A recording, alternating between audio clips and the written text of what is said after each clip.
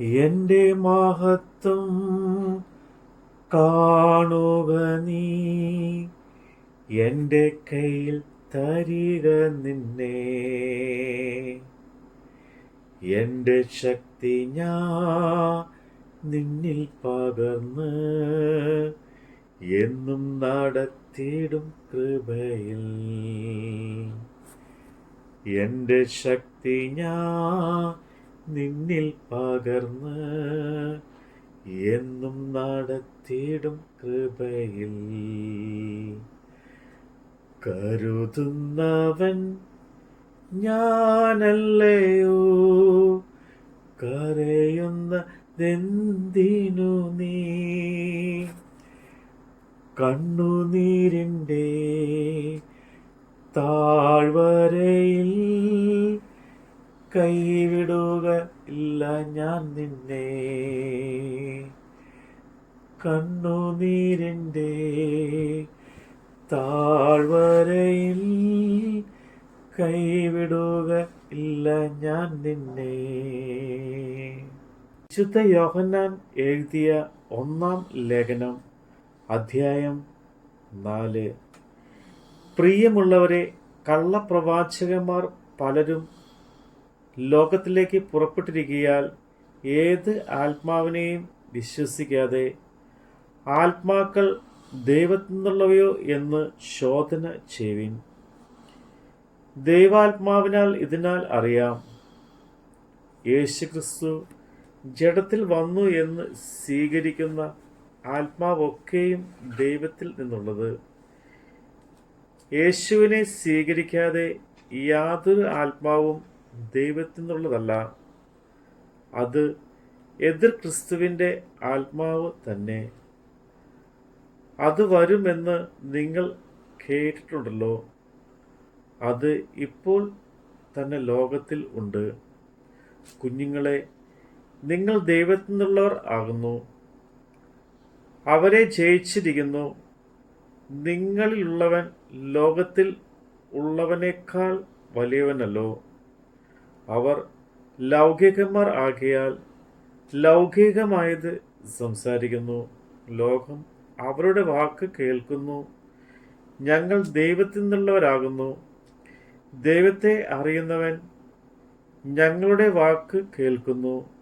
ദൈവത്തിൽ നിന്നുള്ളവൻ ഞങ്ങളുടെ വാക്ക് കേൾക്കുന്നില്ല.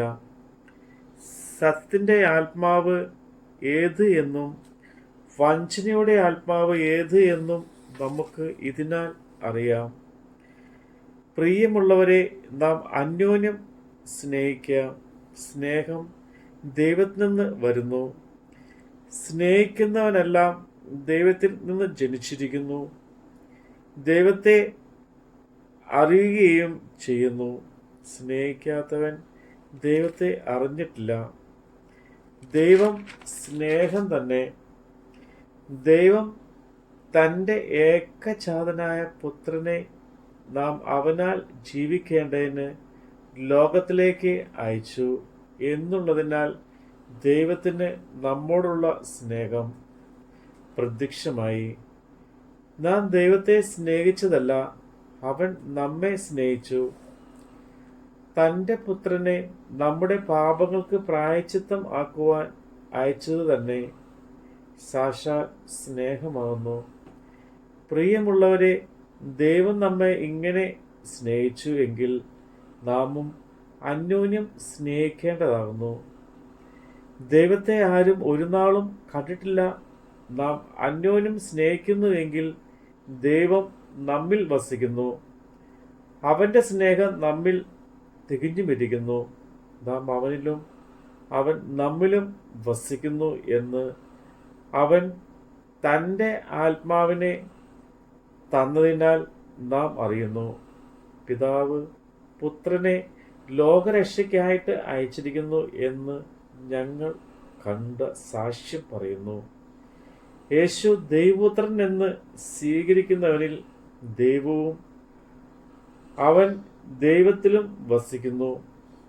ഇങ്ങനെ ദൈവത്തിന് നമ്മോടുള്ള സ്നേഹത്തെ നാം അറിഞ്ഞു വിശ്വസിച്ചുമിരിക്കുന്നു.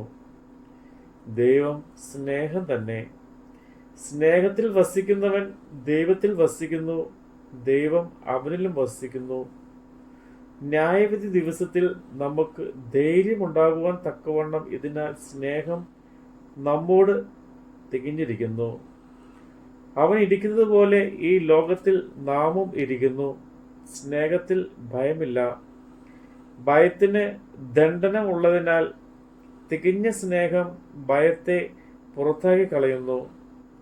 ഭയപ്പെടുന്നവൻ സ്നേഹത്തിൽ തികഞ്ഞവനല്ല. അവൻ ആദ്യം നമ്മെ സ്നേഹിച്ചതുകൊണ്ട് നാം സ്നേഹിക്കുന്നു. ഞാൻ ദൈവത്തെ സ്നേഹിക്കുന്നു എന്ന് പറയുകയും തൻ്റെ സഹോദരനെ പകയ്ക്കുകയും ചെയ്യുന്നവൻ കള്ളനാകുന്നു. താൻ കണ്ടിട്ടുള്ള സഹോദരനെ സ്നേഹിക്കാത്തവന് കണ്ടിട്ടില്ലാത്ത ദൈവത്തെ സ്നേഹിപ്പാൻ കഴിയുന്നതല്ല. ദൈവത്തെ സ്നേഹിക്കുന്നവൻ സഹോദരനെയും സ്നേഹിക്കണം എന്നീ കൽപ്പന നമുക്ക് അവങ്കിൽ നിന്ന് ലഭിച്ചിരിക്കുന്നു. നമ്മുടെ കർത്താവിൻ്റെ വചനമാണ് നമ്മൾ കേട്ടത്. എല്ലാവരും നിന്നെ മറന്ന ഞാൻ നിന്നെ മറന്നിടുമോ? എൻ്റെ കരത്തിൽ നിന്നെ വഹിച്ചു എന്നും നടത്തിയിടും ധരയിൽ.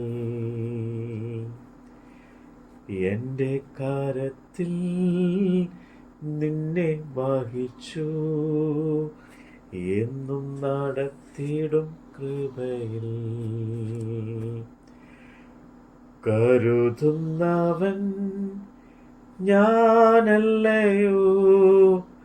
കരയുന്നതെന്തിനു നീ? കണ്ണുനീരിൻ്റെ താഴ്വരയിൽ കൈവിടുക ഇല്ല ഞാൻ നിന്നെ. കണ്ണുനീരിൻ്റെ താഴ്വരയിൽ കൈവിടുക ഇല്ല ഞാൻ നിന്നെ.